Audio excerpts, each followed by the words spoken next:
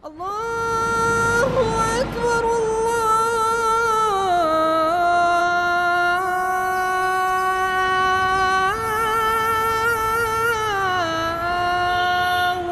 أكبر. بسم الله الرحمن الرحيم. الحمد لله رب العالمين، وصلى الله وسلم وبارك على المبعوث رحمة للعالمين سيدنا محمد وعلى آله وصحبه أجمعين. أما بعد، السلام عليكم ورحمة الله وبركاته. This is a brief introduction of how our Prophet ﷺ used to pray. And this is collected and taken from the authentic Sunnah. And this is extremely important because it was he, sallallahu alayhi wa sallam, who said, "Pray as you have seen me pray." I haven't seen you pray, O Prophet of Allah, sallallahu alayhi wa sallam, but I have read the description of your prayer from your companions. And the hadiths that came to us are found in Bukhari, in Muslim, in Sunan Abi Dawood, Tirmidhi, Ibn Majah, An-Nasa'i, in Al-Mustadrak, in Musnad Imam Ahmad, Muwatta Imam Malik, so many books of hadith. You collect them, you check their authenticity, and then you implement it in your prayers. Now, the issue of prayer is important because it is one of the pillars of Islam. Not only that, it is a vast and huge topic because, like any forms of worship, it has conditions. It has things that nullify it. It has pillars. It has mandatory acts and it has sunnah acts. And without the knowledge of all of these things, your prayer would not be complete. And this is the cause where a lot of the Muslims have dispute, argument. They have hatred and enmity towards one another simply because you're not praying like I'm praying. Simply because I follow a school different than your school. And this is totally wrong. Salat was made to gather people together. This is why we have congregational prayer. This is why when the Prophet ﷺ used to straighten the rows of the worshippers, he used to say to them, "Do not differ. Do not go against one another, so that Allah Azza wa Jal would not differ your hearts." And this is what we're having at the moment. So this is a brief description. I don't claim that it is the perfect description, but at least sharing with you that I know would inshallah elevate the level of our prayers to the level we want, bi'ithnillahi azza wa jal. So first of all, there are conditions, and these conditions must be fulfilled. And the definition of condition, according to the jurors, is that a thing, without it, the form of worship does not exist. And if it is found and fulfilled, that is the condition, this doesn't mean that it has to be found. What does this mean, Sheikh? I'm confused. I'll give you an example, don't worry. One of the conditions of salat is wudu, ablution. So, if I pray without ablution, my prayer is void. Simple as that. Because the condition was not fulfilled. But if I make ablution, this does not mean I have to pray. I may pray and I may not pray.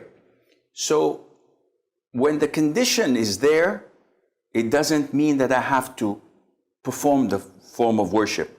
But if it is not fulfilled, if it's not there, this means that even if I perform the worship, the form of worship, it is invalid. So what are the conditions of salat? There are many. Among them is, first of all, niyyah, or intention. And the intention, some make it as a condition because it comes before the prayer, and some make it as a pillar.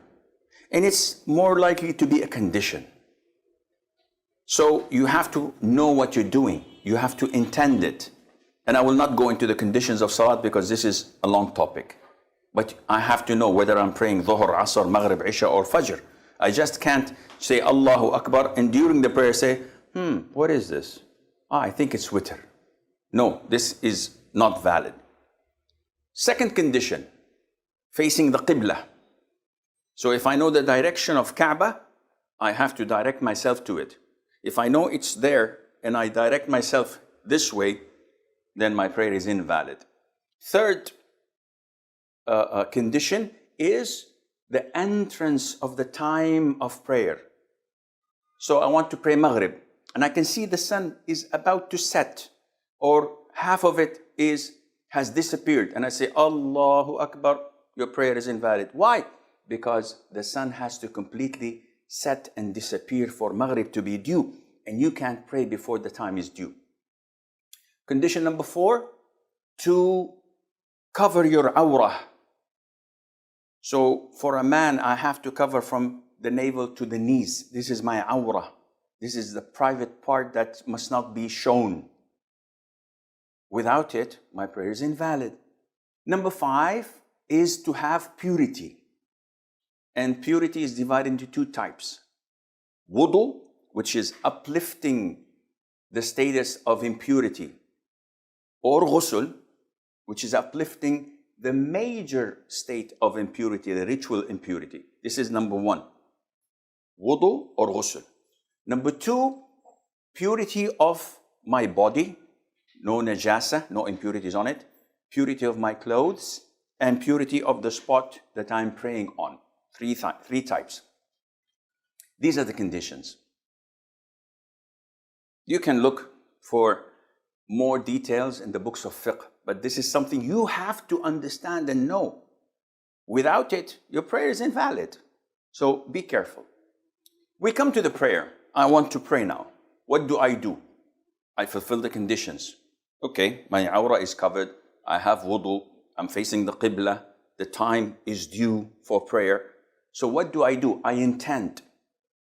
And how do I intend? Intention is in the heart. It's not something that you verbally say. So if I want to eat an apple, I don't say I intend to eat this green apple in front of me on the table. I just reach out and bite it. This is the intention. So my intention now, in my heart, I don't have to say anything verbally or mentally. I just intend to pray Dhuhr. It is Dhuhr time. I make wudu, I come and I stand. The intention is there. I begin my prayer with a pillar. What is this pillar? You tell me. Wrong answer. The first pillar of salat is not takbir. The first pillar of salat is standing up when you're able to do so. So for fard prayers, you don't have the option of sitting down because you're lazy or you feel tired. If you're able to stand up, it's a pillar that you stand up. This is pillar number 1. I'm standing up. I do pillar number 2, which is known as takbiratul ihram. The first inauguration takbir by saying Allahu Akbar. So now I've started prayer. The hadith of the Prophet ﷺ, وَتَحْرِيمُهَا التَّكْبِيرِ. So it has to be inaugurated with takbir, the first takbir. Okay, Sheikh, you said Allahu Akbar and you didn't raise your hands. Yes, raising the hands is not a pillar. This is a sunnah. Whoa, I didn't know that. Well, now you know. This is why I'm here. So saying Allahu Akbar means that I've started praying. Now, the sunnah is to say Allahu Akbar, to raise the hands. If I don't raise the hands, sunnah is gone. The prayer is totally valid and correct. Okay, when to raise the hands, Shaykh? You have one of three. Either before saying Allahu Akbar, or during it, or after it. Can you explain? Yeah, sure. Allahu Akbar. Allahu Akbar. Allahu Akbar. It can be raised before, during, or after. This is confirmed sunnah of the Prophet ﷺ. So, we move on. When I say Allahu Akbar, raise my hands, the sunnah is to put the right hand over the left hand on the chest, as per the hadith of Wa'il ibn Hujr, may Allah be pleased with him. And this was a confirmed sunnah of the Prophet ﷺ to place the right hand over the left on the chest. Well, the chest itself is an issue of dispute, because some authenticate the hadith, some don't. And those who don't differ whether to put it on the belly or to put it underneath the belly. But the most authentic is to put it on the chest. It's from here to here. So you put the right hand on the left hand on this chest while in the standing position. Underline, highlight with yellow, bold font. Why? I'll come to discuss this with you, because the hadith, when describing the Prophet's prayer, ﷺ, they used to say that he used to put the right on the left hand in the standing position. So now I'm standing. Let's begin from scratch. You look at the place of your prostration. You don't look at the chandeliers and look at the people around you. Everything is fine. No. You're praying. Look here. Look there. I asked Allah's Messenger, peace and blessings of Allah be upon him, upon looking hither and thither in prayer. He replied, it is a way of stealing by which Satan takes away a portion from the prayer of a person. Sahih al-Bukhari. Narrated Anas bin Malik. The Prophet, peace and blessings of Allah be upon him, said, what is wrong with those people who look towards the sky during the prayer? His talk grew stern while delivering this speech, and he said they should stop looking towards the sky during the prayer. Otherwise, their eyesight would be taken away. Narrated by Sahih al-Bukhari. You're facing Allah Azza wa Jal. So you stand in submissiveness and humility, expressing your poverty, and you say, Allahu Akbar. Where do I raise my hands? Two hadiths. One next to the shoulders, one next to the ears. So how do I understand this? It's very easy. The palm is next to your shoulders. The fingers are next to the level of your ears. And this is how you combine between the two authentic hadiths. So it is not like Allahu Akbar as people say, or Allahu Akbar as people do. This is all wrong. It is not Allahu Akbar. No, it is this way. So the palms next to the shoulders, the fingers are next to the level of the ears, facing the Qibla. You say Allahu Akbar, looking at the place of your prostration. Where do I put my forehead? I look at it whenever I am in the standing position. So it's always like this. Then I place my right hand over the left hand on the chest. And there are two ways of doing this. Look at my fingers. This is my wrist, my palm, and my arm. It's in between, like this. So this is one way of doing it. The other way, which is also authentic of doing it, is grabbing my wrist like this. So I'm grabbing it. Some people want to make something in between, so they do this. And this is wrong. Either you put the whole palm of your hand with the fingers on the arm, wrist, and hand, or you simply grab your wrist, left wrist, like this. So what people do like this is totally wrong. Some brothers from Africa do this, and they tilt themselves. What are you doing? They said, we're preserving the heart. When was the last time you took an x-ray? Maybe your heart is on the right. Then we have a problem. Where are you getting this from? The sunnah is to stand idle, in the middle, not to the left, not to the right, as the Prophet used to pray, alayhi salatu wassalam. Capish? Move on. Do the takbir, put the right on the left, on the chest, and you don't have to put it like some of the brothers do this. This is extreme. Some of the brothers, maybe Allahu Akbar. This is too loose. Some of the brothers say Allahu. This is too extreme. Follow the way of the Prophet ﷺ. Be moderate. And don't make an issue of it.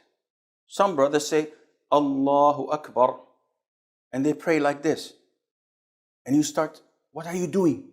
I'm following the school of so-and-so. No, this is wrong. Akhi, what, is it wajib? Is it mandatory? No. Is it a fard? A rukun? A pillar? No. It's a sunnah. So don't fight over things that are sunnah. Prayer is more important than fighting over such issues. Finished? Okay. What do? We move on to another sunnah, which is called Du'a'ul Istiftah. So Du'a'ul Istiftah, there are different variations. One of the most easiest and popular, Subhanakallahumma bihamdik, tabarak asmuk, wa ta'ala jadduk, wa la ilaha ghayruk. Very easy. This is a sunnah. If I skip it, do I have any problem? No problem. Another famous one is the dua of Abu Hurairah in Sahih Muslim.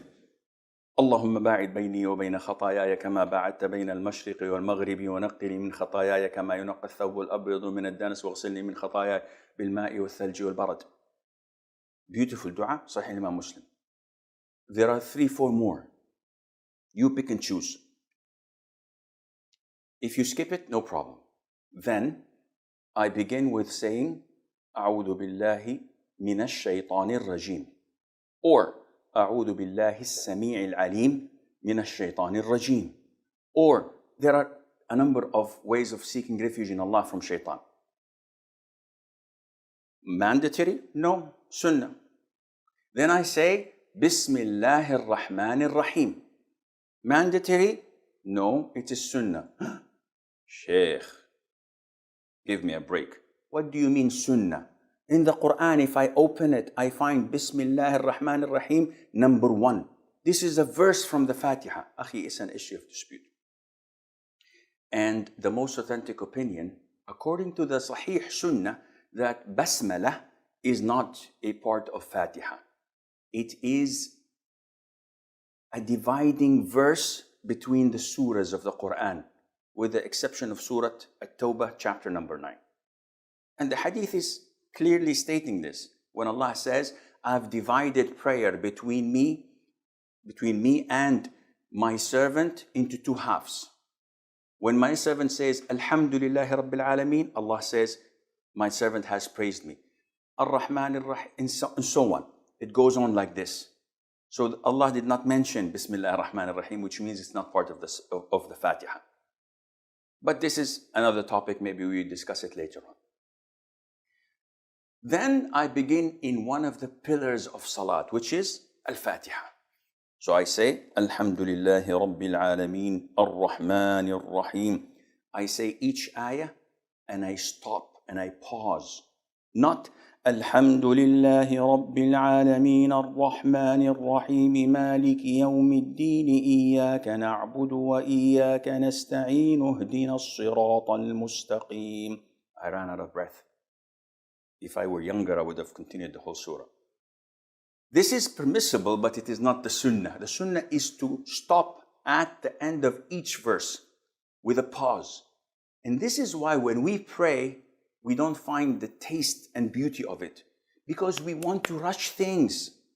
While if you say, Alhamdulillahi Rabbil Alameen, Ar-Rahman Ar-Rahim, Maliki Yawmiddin, you find that there is tranquility, submissiveness, khushu' in your salat.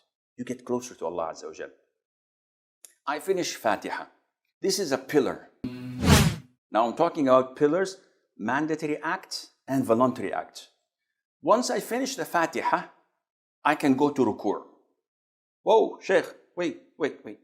There's a surah afterwards. I know there's a surah afterwards. This surah is a sunnah. You're kidding me. No, I'm not. There is a surah after the Fatiha, but it is a sunnah. So if I say, وَلَضَّالِّينَ آمين Allahu Akbar, in Fajr, my prayer is valid. I didn't know that. Now you know. If I say it in Maghrib, it's valid. If I say it in Isha, it's valid. The sunnah is to recite a surah afterwards, or a verse as a minimum. And the sky's the limit. Interesting. So I recite a surah afterwards. قُلْ يَا أَيُّهَا الْكَافِرُونَ. I finish that. Then I go for ruku'. One question, Sheikh. Yes. After I say غَيْرِ الْمَغْضُوبِ عَلَيْهِمْ وَلَا الضَّالِّينَ آمين, should I pause so that the people behind me can recite the Fatiha? So I say وَلَا الضَّالِّينَ آمين.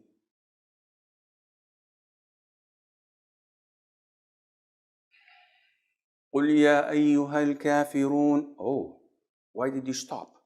So that the people can recite the Fatiha. This is how they do it in Mecca and Medina. Says, okay, how did the Prophet do it? Because he said, pray as you have seen me pray. My job is to come and check how the Prophet ﷺ used to pray.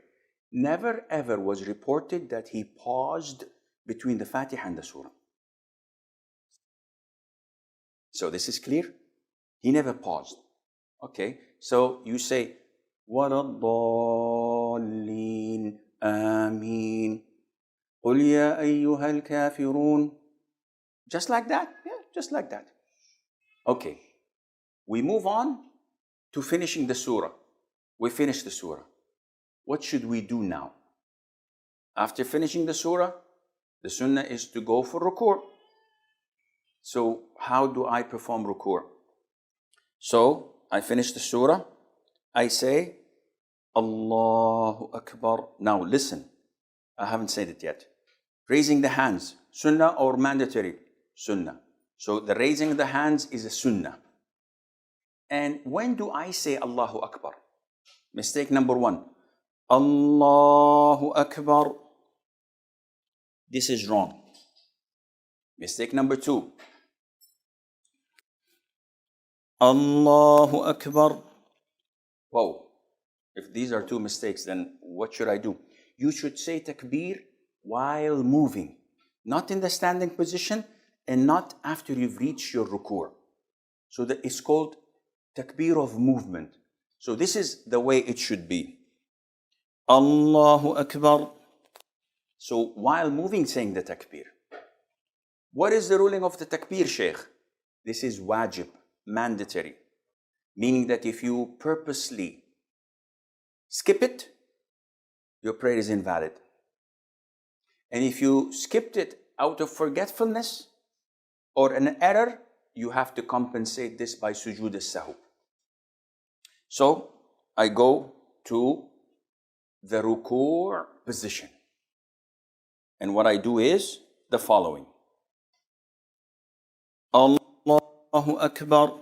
Now in the ruku' position, I have to do the following. Number one, my palms of the hands are spread and grabbing my knees like this. So the fingers are spread. My back is straight. So it's not like this, and it's not stretching out downwards. The sunnah is to keep your back straight, as if someone puts water on it, it will remain. It would not spill. I don't know how bad I'm doing this or how I'm doing this. I don't see myself, but I try my level best to do it according to the sunnah. The head, as described in the hadith, should not be pointed up like this, and it should not be tilted down like this. So it should be normal way of doing it. So this is the ruku'. Now you ask me, where should I look, Sheikh? It's an issue of dispute. Sheikh Al-Albani says, in the standing position, we were told to look at the prostration spot. But in the ruku', there is no mentioning of that, which made some scholars say, you should look at the spot of your sujood, prostration, like Sheikh Ibn Uthaymeen. But this would be proven to be difficult, because if you do this, when you're doing ruku' and you're looking at the position of your prostration, you will find that your head is a bit tilted. So Sheikh Al-Albani says, either you look between the area of your prostration and your feet, so in the middle, or you look between your feet, like so. And this area is something that is open. The Prophet did not mention, alayhi salatu wasalam, any specific place. The companions did not describe any specific place. So inshallah, it is more than possible to do whatever you think is best for your salat. Now, after finishing my ruku', during it, I have to repeat the dhikr. And what is the dhikr? I have to say, Subhana Rabbi al-Azim, which is mandatory. And 1 is the minimum. 3 is recommended. The sky is the limit afterwards. I can say Subhana Rabbi al-Azim. I can say Subhana Rabbi al-Azim wa bihamdih. I can say Allahumma laka raka'tu bika amant wa laka aslamt khasha'a laka sam'i wa basari wa 'azmi wa mukhi wa mastaqallat bihi qadami. Different kinds of dhikr you can say. The minimal requirement is 1, Subhana Rabbi al-Azim. This is mandatory. You cannot play with it. So we say Subhana Rabbi al-Azim while I'm in the ruku'. Among the mistakes people do is like this. Subhana Rabbi al-Azim. So they say it while going down or coming up. And this is not valid. You have to say it when you are totally in ruku', relaxed, every bone is back to its place, by saying Subhana Rabbi al-Azim wa bihamdih once, enough. Then while rising up, you say Sami Allahu liman hamidah, and you raise your hands again. So we raised our hands in the inauguration takbir. We raise our hands when we go for ruku'. We raise our hands when we rise up from ruku'. And this is the sunnah according to the hadith of Abdullah ibn Umar, may Allah be pleased with him, in Sahih al-Bukhari. And he's describing the Prophet's prayer, alayhi salatu wasalam. And we say, Sami Allahu liman hamidah. This is mandatory for an individual praying on his own, for an imam leading prayers, for worshippers. And I follow that by saying, Rabbana lakal hamd. Rabbana wa lakal hamd. Allahumma Rabbana lakal hamd. Allahumma Rabbana wa lakal hamd. Either one of these 4 does the job. And this is said by the imam, by the individual, and by the followers. Which means that if I'm praying behind an imam and he rises from ruku' saying Sami Allahu liman hamidah, I, as a follower, do not say Sami Allahu liman hamidah. I just answer what he has said. So I've raised or I raised and I got up from ruku' position saying Sami Allahu liman hamidah, Rabbana wa lakal hamd. There are a lot of adhkar I can say afterwards, but this is what's essential. You can say ملء السماوات وملء الأرض وملء ما شئت من شيء بعد. You can say ربنا ولك الحمد حمدا كثيرا طيبا مباركا فيه. And do I place my hands on the chest or leave it on the sides? Either way is possible. What do you suggest, Sheikh? I personally follow the hadith of Wa'il ibn Hujr, which says that whenever the Prophet ﷺ raised from ruku', whenever the Prophet ﷺ stood up, he used to put the right on the left on the chest. So now after I've risen from ruku', what is this position called? Is it sujood? Is it ruku'? What is it? It's standing up. So according to the hadith, then I should do this. The majority of scholars say no, you have to put it on your side. But there is not a single hadith that stated that the Prophet used to put his hands on his side in any position. So it's an issue of dispute, but akhi, again, this is a sunnah. You put it on your chest, you put it on your side, there's no problem. Don't make an issue out of it. Don't label people or classify people or think that people are better than you or worse than you. No. Just leave it as it is. This is the conviction. Leave them. So I'm in the ruku' position. Subhana Rabbi al-Azim wa bihamdih. Sami Allahu liman hamidah. ربنا ولك الحمد حمدا كثيرا طيبا مباركا فيه. سمع الله لمن حمده.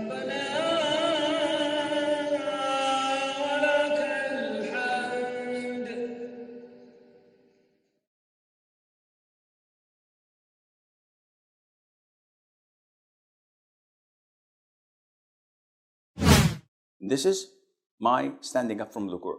What should I do now? I should go for sujood. Now for sujood, there are two ways. A difference of opinion among scholars. Should I land first on my knees or should I land first on my hands? It's an issue of dispute. And the reason of that is the hadith of the Prophet ﷺ when he said that one should not go down like a camel does when the camel wants to sit. Rather, he should put his hands first before his knees. And understanding whether the hands of a camel are their elbows or the knees in his feet, it's an issue of dispute. Either way is okay, inshaAllah. So, however you feel comfortable with, you should do it.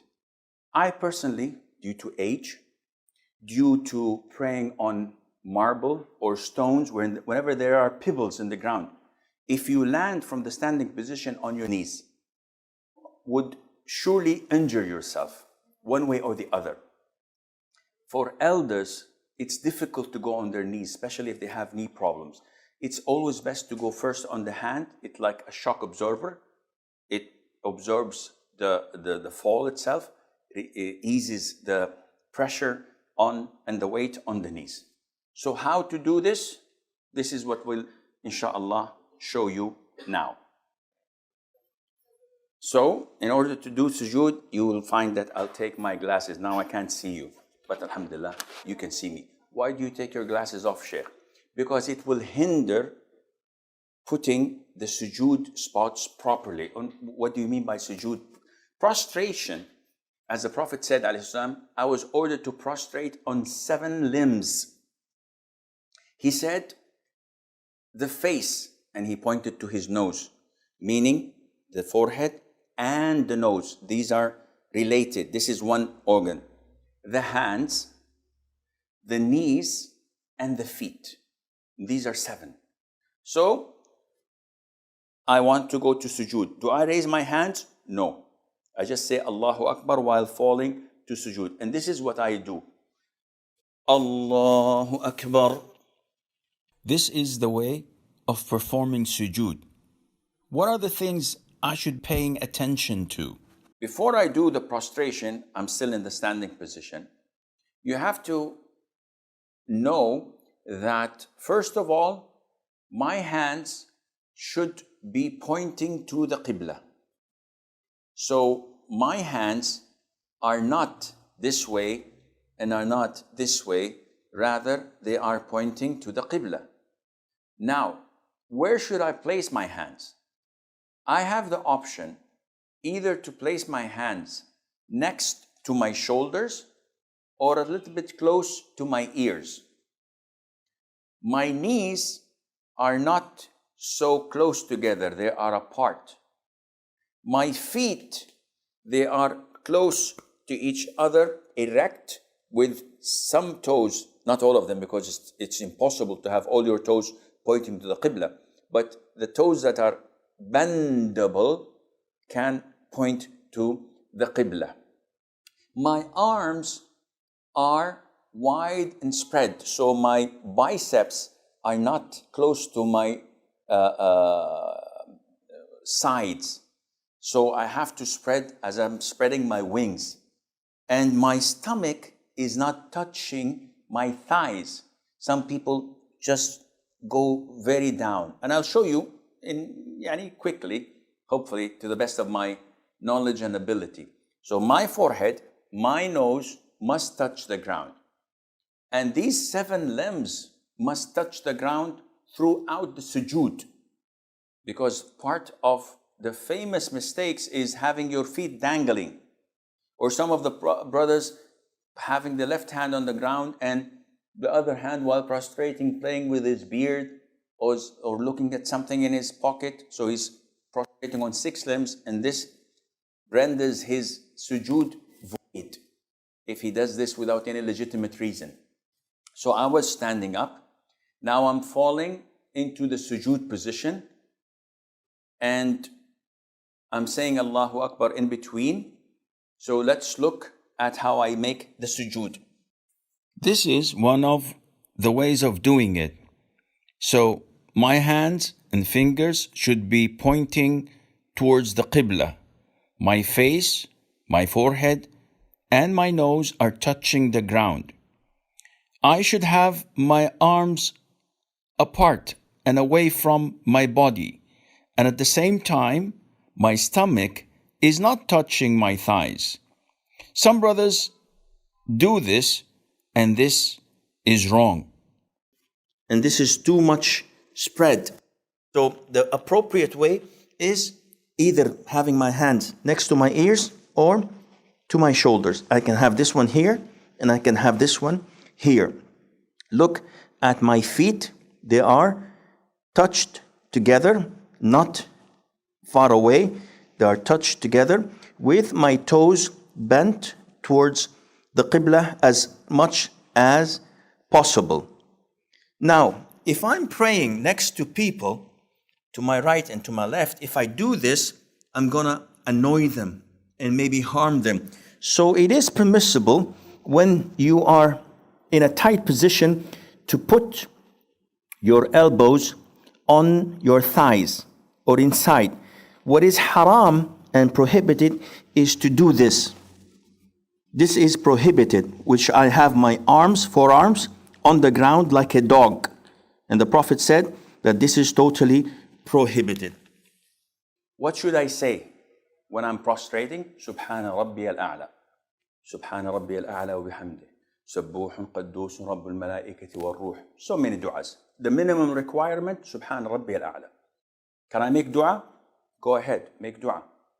As much as I want, as much as you want. Oh Allah, pay my debts. Oh Allah, guide my children. Oh Allah, guide my wife. Oh Allah, get me a second wife. Oh Allah, grant me health. Whatever. In Arabic. Sheikh, I'm non-Arab and I can't say it in Arabic. No problem, say it in your own language. Oh, this is interesting. Yes, the closest you are is when you are in sujood position. So if I'm in my sujood position and I would like to sit between the two prostrations, I say, Allahu Akbar. And I sit on my left foot. This is called iftirash. and I erect my right foot with as many possible toes towards the Qibla. My hands are on my thighs and my knees, so it's in between. The area is possible. You don't have to do this. You don't have to do this. It's here. Sit normally. Don't be so technical. Sometimes people are so technical, they forget the prayer, they forget what you're reciting, and just think, oh, am I doing this right? Am I doing this wrong? Be natural. Follow the sunnah, acknowledge that this is the sunnah, the way of the Prophet, and do it naturally. And when I sit like this, I say, Rabbi ghfirli. Minimum is once. I can say 10 times, 10, 20 times. I can say 2, 3, 4, whatever. Rabbi ghfirli, Rabbi ghfirli. Issue of dispute. Is saying Rabbi ghfirli mandatory or sunnah? Some scholars say it's sunnah. I am inclined to say that it is mandatory because the Prophet ﷺ always used to say it. Any other dua? Yes, there is a longer dua. Rabbi ghfirli warhamni wa'afini wajburni wahdini warfa'ni. All of this is possible. This is the prostration or the sitting between the two prostrations. It's called iftirash. And if you would like to show it from behind, I'm sitting on my left foot and my right foot is erect. This is the sunnah. Sheikh, I have problems with my right foot, so can I put it down like this? No problem. Sheikh, I'd like to sit with 2 feet on one another because this is the only way I feel comfortable. No problem. Your prayer is valid. You will lose the reward of the sunnah, but your prayer is totally valid, akhi. No problem. Not only that, Abdullah ibn Umar, may Allah be pleased with him, at the end of his time, he used to sit cross-legged. And when some of his companions followed him, he said, no, this is not the sunnah. I'm doing this because of my knees. You should sit like the sunnah. But the position is what? Sitting. So no matter how you sit, the right thing, but the more you are following the Prophet, the better it is for your reward. I must do a second sujood. And it's the same format. I say, Allahu Akbar. The same thing exactly, Subhana Rabbil A'la. Now, after I finish my sujood, I have to rise up to the second rak'ah. There is a sunnah that is called Jalsatul Istiraha, where I stand up. Before I stand up, I give a small pause.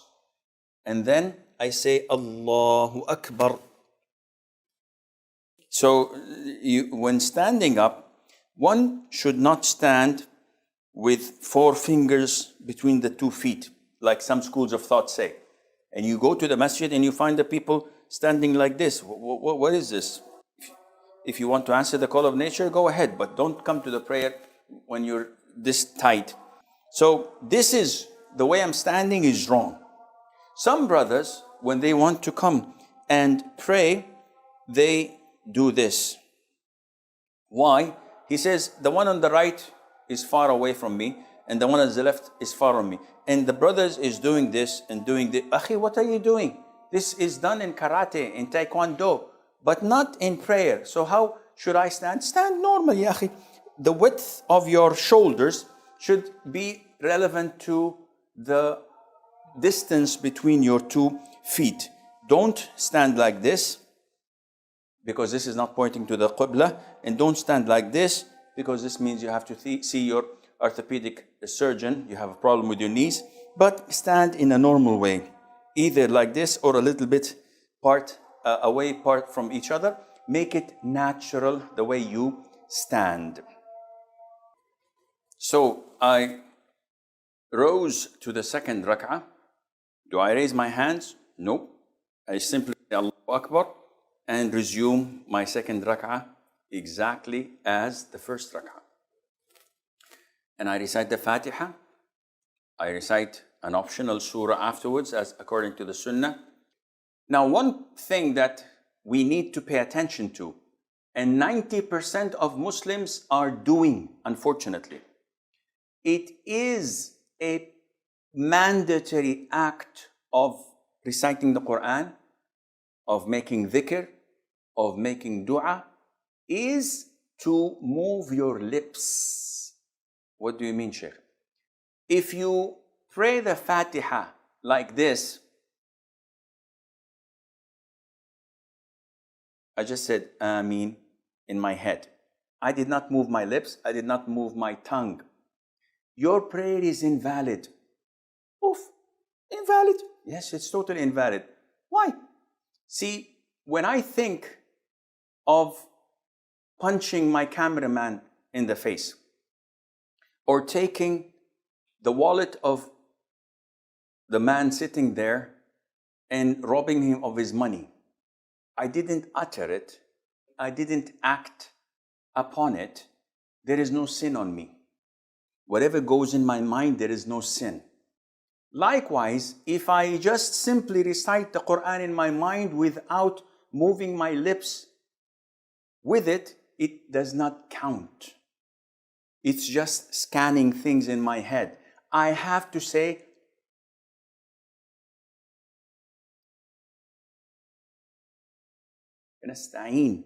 I have to move my lips and my tongue. And this is why when some of the companions of the Prophet ﷺ came to him, he said to him, your tongue must remain moist with the remembrance of Allah. Which means that you have to move your tongue when reciting the Quran, saying Allahu Akbar. The people, they do like this. And they keep on their prayer without moving the lips, and this is totally wrong. One of the things that a lot of the Muslims also make a mistake in is keeping their eyes closed. So what are you doing? Well, I am daydreaming. I think I'm on the beach in Côte d'Azur, in Cannes or Nice. Wow, it's fun. Allahu Akbar. What? This is totally haram. Why are you closing your eyes? He said, oh, Sheikh, I'm distracted. Whenever I keep my eyes open, the man in front of me is moving, and the next one to me is touching his pocket, and the third one is picking his nose, and every time I feel tempted to look at my watch, and sometimes I say, Sami Allahu liman hamidah, and I watch the chandeliers and the lights and the writing on the wall, I get distracted, so I close my eyes. This is not permissible. Why? Because neither the Prophet ﷺ nor his companions had ever done this, and they had more things to distract them than you.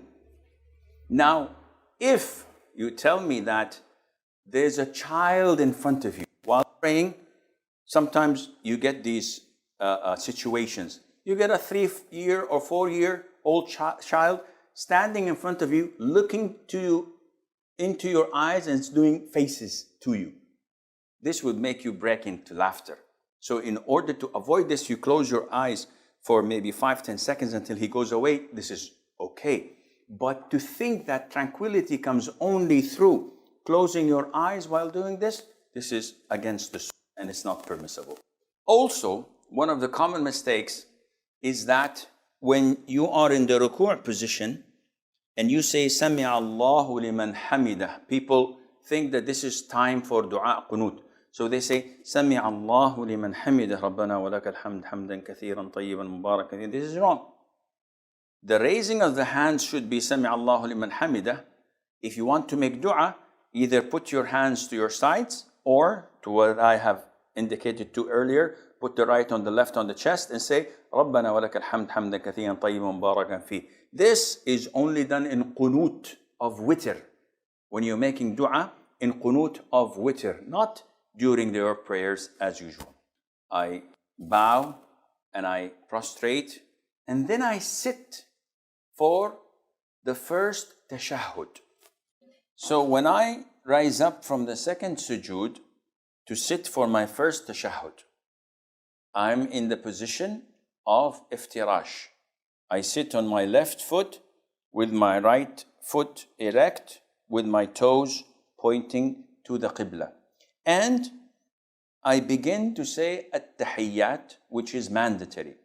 Now, my left hand is on my knee and thigh in here.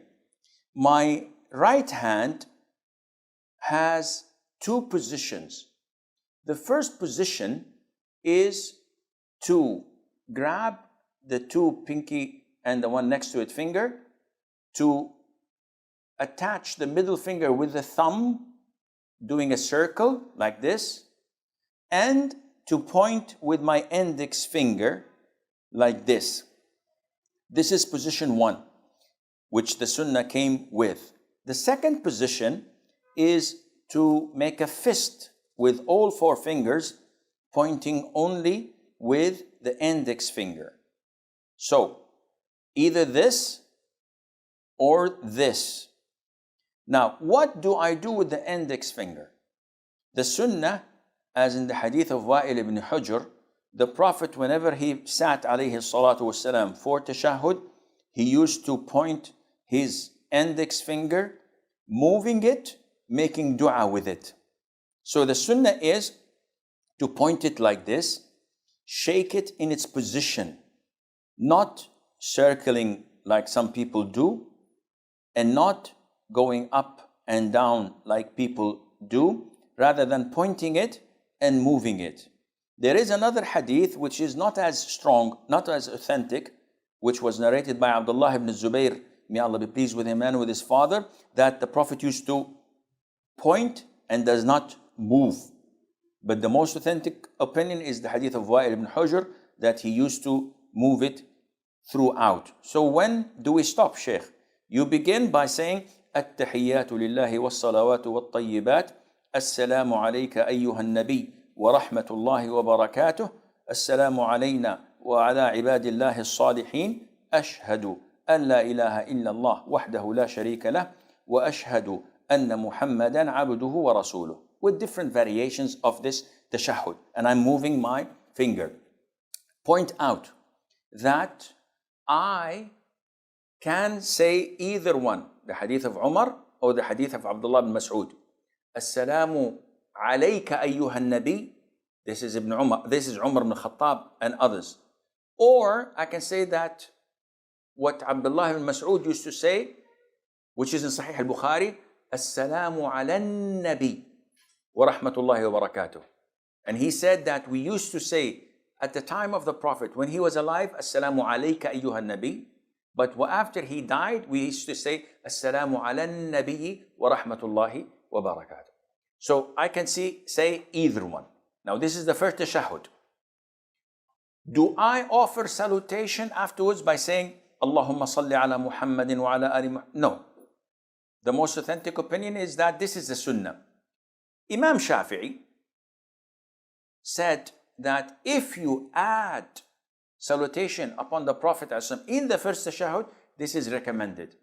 And the vast majority of scholars say this is okay, but it is not per the Sunnah. So you stop at وَأَنَّ مُحَمَّدًا عَبْدُهُ وَرَسُولُهُ.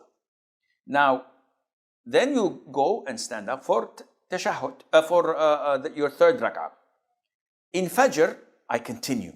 Allahumma salli ala Muhammad wa ala ali Muhammad, and I point out my finger throughout until I offer salam. If I'm in Maghrib or Dhuhr, Asr or Isha, I stand up for the third rak'ah. I continue the third rak'ah, the fourth rak'ah, and then I sit for the last tashahhud. In the last tashahhud, which is in a prayer that has two tashahhud, the first one and the last one, I sit in the position known as tawarruk. And tawarruk means that I sit on the hip, the wirk, and I sit on my left buttock. This is called tawarruk. And I erect my right foot as usual, but my left foot, which I used to sit on, now comes underneath my right leg. So this is called tawarruk. The Prophet used to do this in the third rak'ah in Maghrib and in the fourth rak'ah of Dhuhr, Asr and Isha.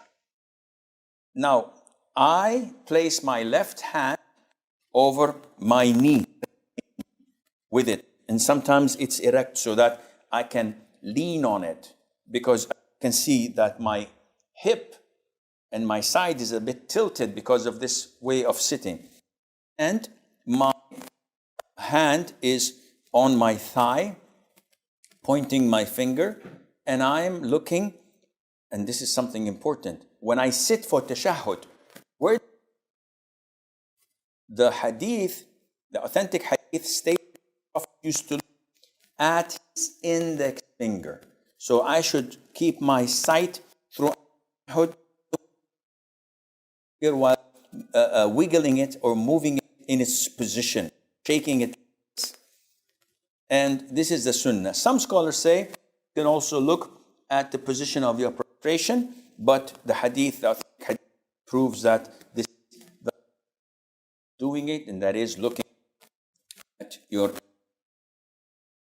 I recite صل على محمد وعلى آل محمد كما صليت على إبراهيم وعلى إبراهيم إنك حميد مجيد اللهم بارك على محمد till the end. And then it is recommended to say or seek refuge in Allah from the four things. اللهم نعوذ بك من عذاب جهنم وعذاب القبر من فتنة المحيا والممات من فتنة المسيح الدجال. And then I can ask whatever I want, same as sujood, because this is a place where the Prophet told us alayhi salatu wasalam that you should select whatever you want from dua in this position. So I ask for Allah's forgiveness, I ask for Allah's provision, I ask for Allah's health, to guidance, etc. And then recommended to conclude before salam by saying, Allah ala dhikrika wa shukrika wa husni ibadatik. This dua of Mu'adh ibn Jabal, some say it's before salam, others say it's after salam. I'm inclined to say it before salam because this is the time of dua. And then I offer salam. And how do I offer salam? I say, Assalamu alaikum wa rahmatullah. Assalamu alaikum wa rahmatullah. If you notice, I did not pause. I did not say, Assalamu alaikum wa rahmatullah. Assalamu alaikum wa rahmatullah. It's not this way. And it's wrong to say it. People say, Assalamu alaikum and then turn. No, it should be simultaneous. Assalamu alaikum wa rahmatullah. Assalamu alaikum wa rahmatullah. And the sunnah is to make those behind you see your cheek. So you don't say, do this. So they see your cheek, as they reported it in the companions. We used to see the whiteness of his cheek, alayhi salatu salam, to the right and to the left. Among the common mistakes, your hands. In the tashahhud, after you finish, people usually do this. What is this? It's a sign that they have concluded. Who are you signing this for? So while in the tashahhud, they finish the tashahhud and the imam is still praying. So they say, Allahumma inni ala dhikrika wa shukrika wa husni ibadatik. By the way, guys, I'm finished. Some of them in salam, they would say, Assalamu alaikum wa rahmatullah. Assalamu alaikum wa rahmatullah. As if they're giving right indicator, left indicator, they're driving. I think it's part of driving lessons. No, it's wrong. You don't have to do this. You're not turning right or left. So doing this is prohibited. The Prophet saw the companions moving their hands while in prayer, and he said, do not do this like the tails of wild horses. You know, the tail of the wild horse is always wiggling and upright. And the Prophet prohibited them from saying this. And it is important to learn how to pray according to the Sunnah, and that you're doing this for the sake of Allah Azza wa Jal. Some of the brothers in the standing position, when they're praying, and the end of the surah is min al-jinnati wan-nas. The Imam is reciting, and I'm praying behind him. The moment he says min al-jinnati, he lets go. What is this? This is indicating that I know that this is the last verse of the Imam and that he's going for ruku'. And this is acknowledged in long surahs. So if he's reciting from a long surah that people don't usually know, and I know that he's going to make ruku' now, I let go. So people next to me say, oh, mashallah, he's a hafiz. He says, Sheikh, I didn't do this for that intention. Why did you do it then? Don't. follow the Imam. As long as the Imam is doing this, you do it. The moment the Imam says Allahu Akbar, you let go. But not fulfilling this and doing it before the Imam means that there's something wrong. Either you want to inform people that I know the surah and I know that he's going for ruku', I'm a smart man. Or there's something wrong, I don't know what. Another thing that a lot of the Muslims fail to do is the moment the Imam says, Assalamu alaikum wa rahmatullah, you find the congregation doing this.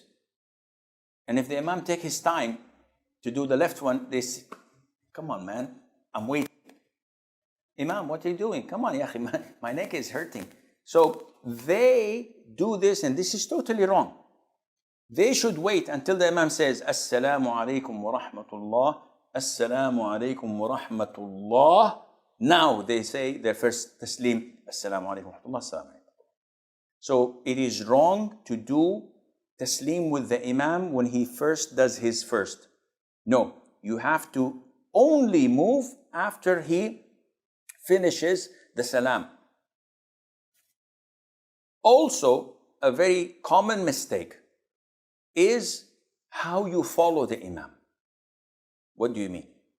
The companions of the Prophet ﷺ told us in an authentic hadith that when we used to pray with the Prophet ﷺ, we did not bend our backs. Now they're in the standing position, huh? Their backs are straight. We never bent our backs until the forehead of the Prophet ﷺ touched the ground. Whoa! Meaning that if the Prophet says, Allahu Akbar, they wait until his head touches the ground, then they start descending. The vast majority of people, the moment the Imam says, they immediately go and fall. Maybe they're fitter, faster than the Imam, so they race him and they go to prostration before the Imam, and this invalidates their prayer. So you be careful. You do not move from the pillar you're doing to the following pillar until the Imam reaches it. So in ruku', he says, Allah, you don't, until he bends. Then you bend. When he says, Sami Allahu liman hamida, once he's erect and standing, you stand up and you cascade this to all your prayers. People ask, when we stand in the direction of Qibla, so how pinpoint should we be exact in our direction? Well, the Prophet told us the answer. The sisters say, are our prayers similar or different to men prayers? A lot of the sisters also ask about their attire when praying. How do we pray a traveler's prayer? What are the conditions where tayammum is allowed in order to pray? How to pray the missed rak'ah? There are people who kiss their thumbs during adhan and iqamah when Ashhadu anna Muhammadan Rasulullah is said. Is there any proof of this? Definitely not. Question: can one pray sunnah of fajr after the fard salat?